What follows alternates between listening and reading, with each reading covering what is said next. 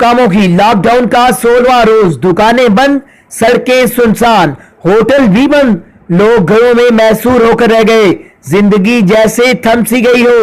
कामों की और पूरे पंजाब में आज कोरोना वायरस के बायस लॉकडाउन का 8वां रोज जारी है। जिंदगी जैसे थम सी गई है। मार्केटें, जीटी रोड बच्चों के स्कूल वीराने का मंजर पेश कर रहे हैं, जबकि पुलिस और फौज का शहर में मुश्तरका फ्लैग मार्च भी जारी है। महंगाई का एक और तूफान उमड़ आया है।